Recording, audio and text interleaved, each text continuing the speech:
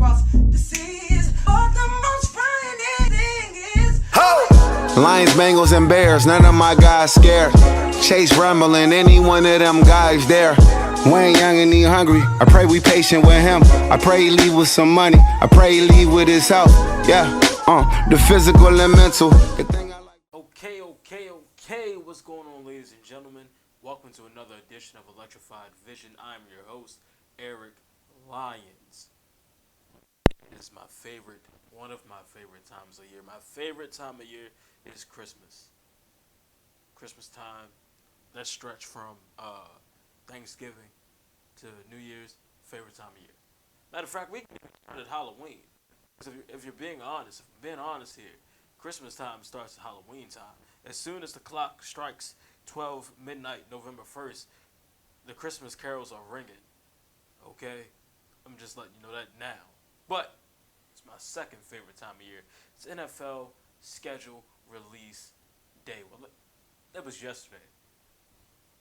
We're celebrating it today. We're acknowledging it today on this Good Friday. Schedule got released last night, and I couldn't be more excited. I really feel like this is probably the most anticipation I've had personally for an NFL season in a very long time. I think a lot of people are feeling this way. I talked about it in the Spaces last night, and people are feeling it, man. So much has happened this off season. There's so many different key pieces on different teams, and so much at stake even during the regular season. I'm so excited. Schedules got released, and I talked about this on Twitter. Did I talk about it on the pod as well? Yeah, I talked about it yesterday on episode 181. Bro, the NFL just makes everything a spectacle. I mean, the Super Bowl was already a spectacle. The draft has become a spectacle. Even NFL kickoff, the first game of the season, they have concerts, halftime show. It's a whole thing. And now they've made the NFL schedule release a spectacle as well. They had a whole program for it last night on NFL Network. Like I said yesterday, I'm not taking anything away from you. I want to work for you guys. So I love everything you're doing over there. I'm just saying, the schedule could have got released 12 p.m. on a Monday. I'd have felt the same way about it. Milking it, you guys didn't have to do that. The suspense was killing me. The leaks were already out. I'm not complaining, though. All right, we got the schedules. They're out now. We can break them down. We can talk about it. I'm excited. You're excited. Let's jump right into this, man. Let's talk about my top 10 regular season games. Not in order. They are in order of, weeks, I guess, weeks they appear. So let's start off with the Packers going down to Tampa Bay and visiting the Buccaneers. This is the first time these teams have played each other since the NFC title game. Who knows how many more times we'll get to see Rodgers versus Brady. So for this to be going on early, week 3, maybe a potential preview of to come in January of 2023, who knows? But this could be one of, if not maybe the last time we see these two quarterbacks duel. Week 4, we got the Bills going to Baltimore. Josh Allen, Lamar Jackson, they're 1-1 in their career. Head-to-head, we get to see these two talented young quarterbacks face off against each other early in Week 4. Week 6, the Bills go to Kansas City. This is a rematch of that wild divisional round matchup that went to overtime. All the points were scored. We know what the story. We know what happened. We know who came out on top. Josh Allen and the Bills, I'm sure they're looking for revenge. They changed the overtime rules because of it.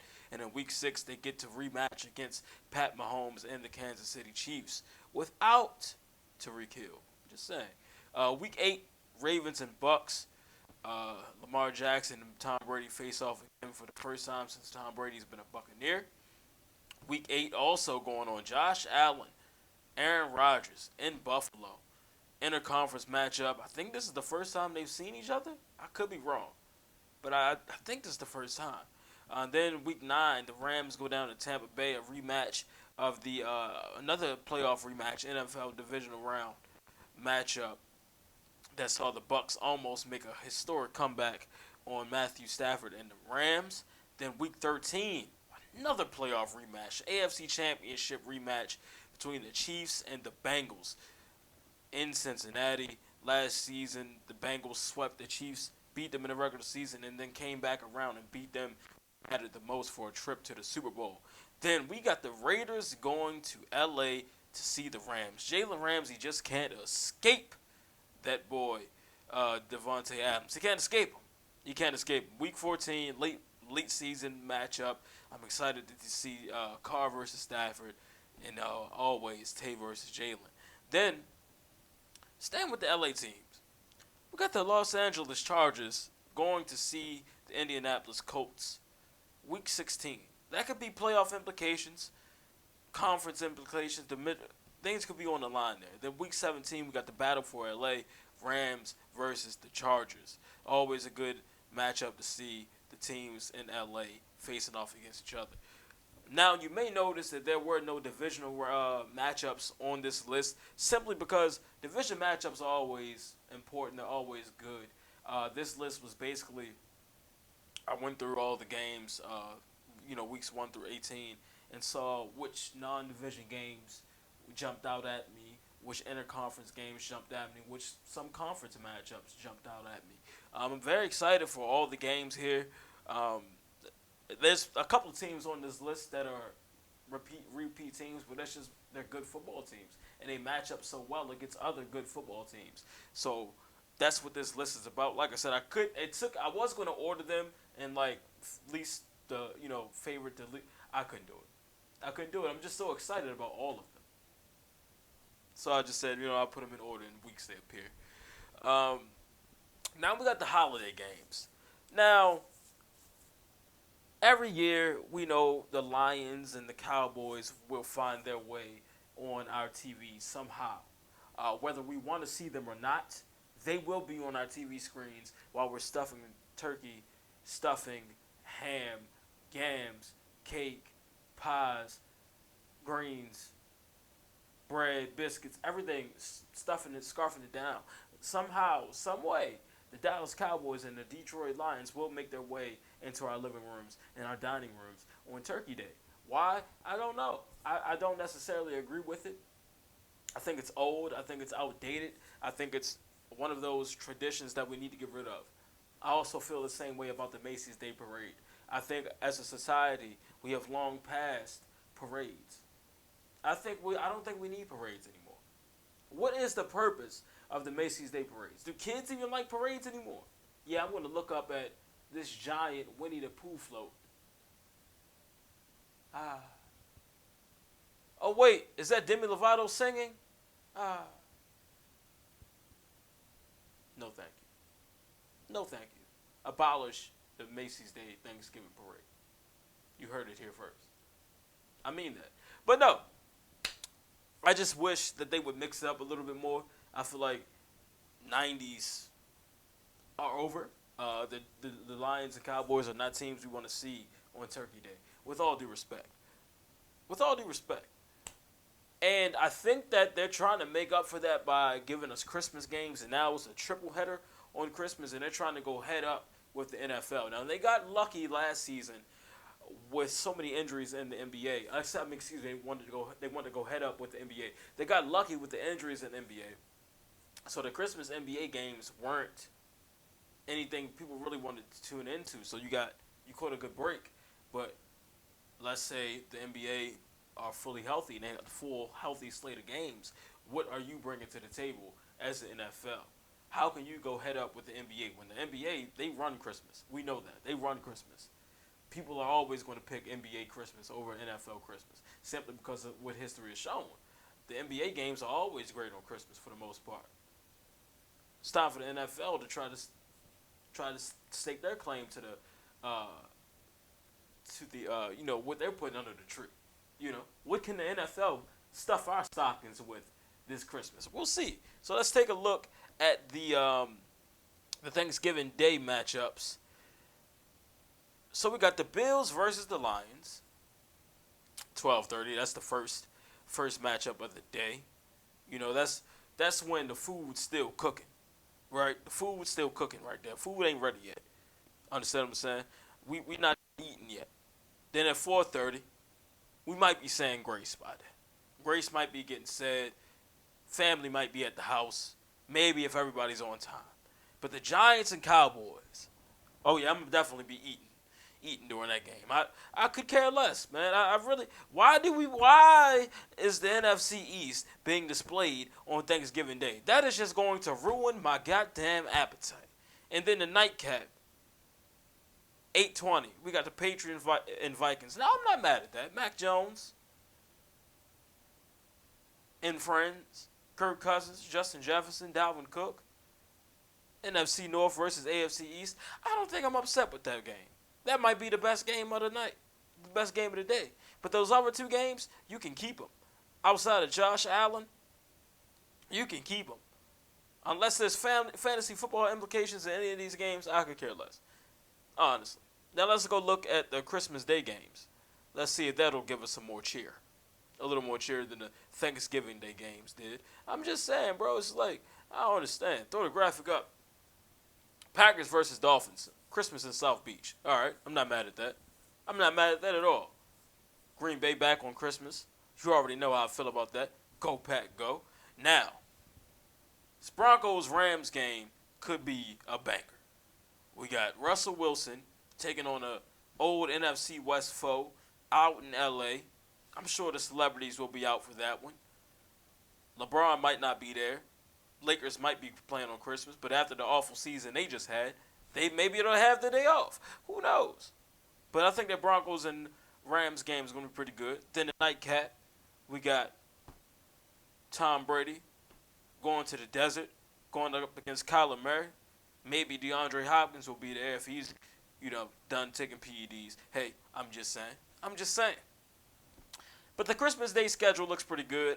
My only gripe is do we really want to see Tua on Christmas?